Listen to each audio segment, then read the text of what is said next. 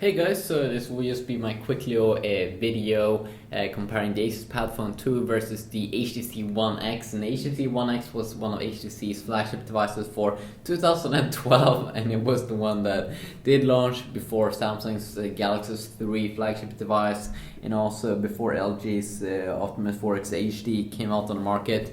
It was really a failure phone. It was one of my first failure phones because the camera, it was the one that started my wide sight videos on YouTube, because the camera only records in around 24 frames per second or something, while it should be around 1080p 30 frames per second, but that's something that do suck. And also that the design do kind of sucks with the HTC One X. It's extremely hard here to reach the power on buttons because it's located at the top, and then it's also at the wrong side here, so it's kind of hard to reach. And then I also probably get some comments in this video that I should get the HTC One X Plus.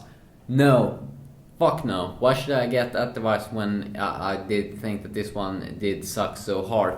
So it's very hard to reach that button, and of course the design feels extremely exclusive. Though that's something that I gotta give some props here for HTC for giving an amazing design here and amazing hardware feel.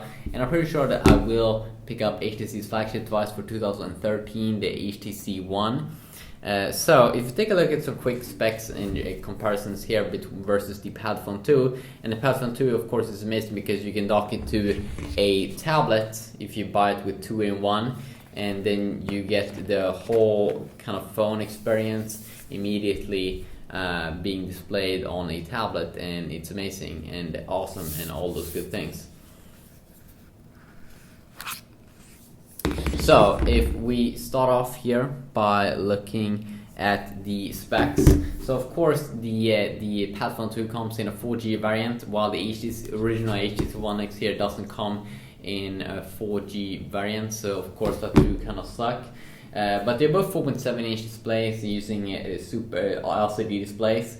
The Super IPS Plus LCD technology here on the ASUS PadFone 2, while you do get another LCD display here, it's called LCD2 technology on the HTC One X. I do know that the new HTC phone for this year, the new high-end phone, their new HTC One is using like a Super IPS, or it's using LCD3, and also that this rumor that the Samsung Galaxy S4 will be using a new technology that they could start also using LCD displays. So LCD displays is really popular because of its brightness, and the cool thing here with the ASUS PadFone that you can have this outer mode that's making the phone extremely bright.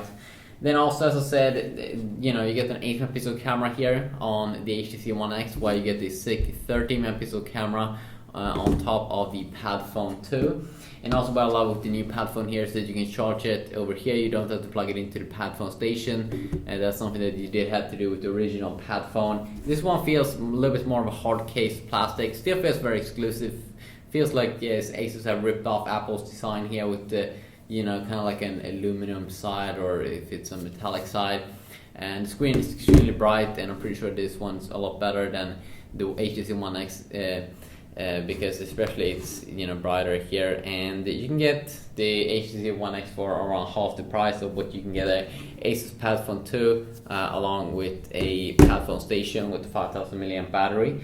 So of course the PadFone 2 here with the 30 megapixel camera records 720p at 60 frames per second and 1080p at 30 frames per second, both are higher than the HTC One X that only records 1080p at 24 frames per second, and that was one of my biggest things that I hated about the HTC One X.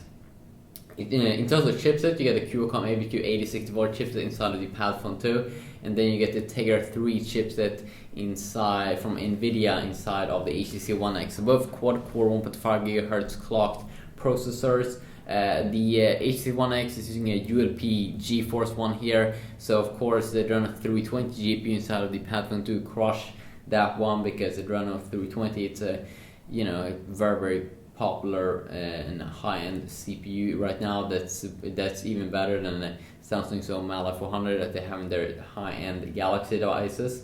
And then also, last thing here, you get 2140 milliamps here inside of the PadFone 2 versus only 1800 milliamp that you do get on the HTC One X. So just a quick little look here.